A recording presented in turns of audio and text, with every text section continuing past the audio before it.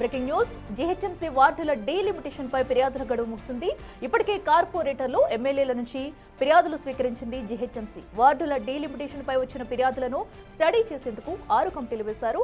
మరోవైపు డివిజన్ల సంఖ్య పెంపునకు సంబంధించిన నోటిఫికేషన్ను సవాలు చేస్తూ దాఖలైన పిటిషన్లపై హైకోర్టులో వాదనలు ముగిశాయి.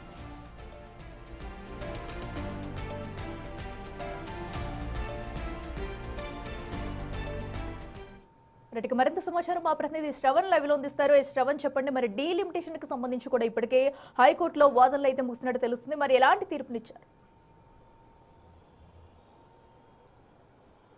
హైకోర్టు ఇంకా వార్డు డీలిమిటేషన్ పైన క్లారిటీ ఇవ్వాల్సి ఉంది, ఇంకా తీర్పు అనేది రావాల్సి ఉంది. సో ఆ తీర్పు ఏ విధంగా వస్తుందనేటువంటి అంశాలపైన జీహెచ్ఎంసీకి సంబంధించినటువంటి కమిషనర్తో పాటు ప్రభుత్వానికి సంబంధించినటువంటి అడ్వకేట్ జనరల్ ప్రస్తుతం చర్చలు జరుపుతున్నారు.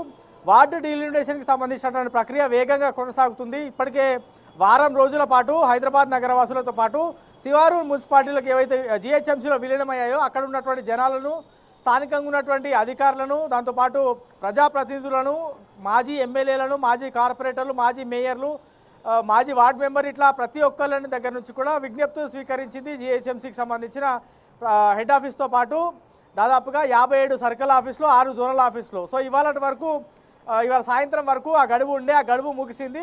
నిన్నటి వరకు దాదాపుగా 4600లకు పైగా ఫిర్యాదులు వచ్చాయి. ఇవాళ పూర్తి స్థాయిలో ఎన్ని ఫిర్యాదులు వచ్చాయనేది క్లారిటీ రావాల్సి ఉంది.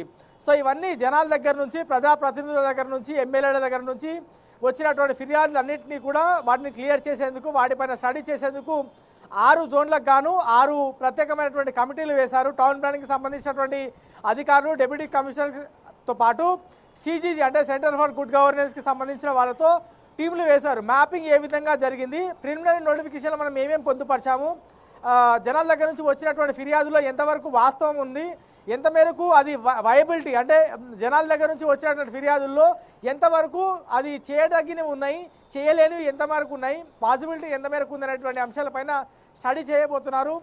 2 లేదా 3 రోజుల్లో ఇవన్నీ ఫిర్యాదులు అంటే దాదాపుగా ఇవాళ ఒక 1500 నుంచి 2000 వరకు ఫిర్యాదులు వచ్చాయని అనుకుందాం ఫర్ ఎగ్జాంపుల్.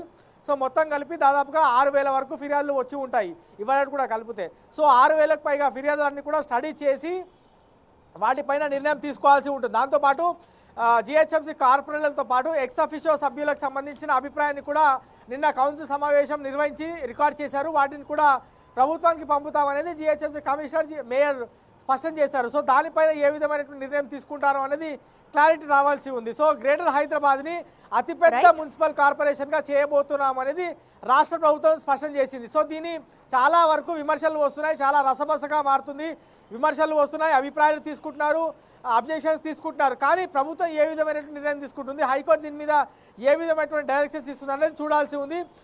వచ్చినటువంటి ఫిర్యాదులన్నీ పైన కూడా ఖచ్చితంగా ఒక 48 గంటలు లేదా 72 గంటల్లో దీన్ని క్లియర్ చేయాలనేటువంటి టార్గెట్ పెట్టుకున్నారు. మరి ఫిర్యాదులపైన ఏ విధంగా స్టడీ చేస్తారు, ఏ విధమైనటువంటి మార్పులు చేర్పులు ఉంటాయి, ప్రస్తుతం ఉన్నటువంటి ప్రిలిమినరీ నోటిఫికేషన్కి ఫైనల్ నోటిఫికేషన్ వచ్చే వరకు ఎన్ని మార్పులు ఉంటాయి అనేది మనకి మేబీ ఒక 1 వీక్ లోపల క్లారిటీ వచ్చేటువంటి అవకాశం ఉంది. రేపటి నుంచి మాత్రం ఫిర్యాదులపైన చాలా సీరియస్గా అధికారులు గ్రౌండ్ వర్క్ చేయబోతున్నారు. Right Shravan, thank you. So ఏదైతే అటు జీహెచ్ఎంసీ డీలిమిటేషన్ కి సంబంధించి కూడా ఫిర్యాదులు అయితే ఇప్పటికే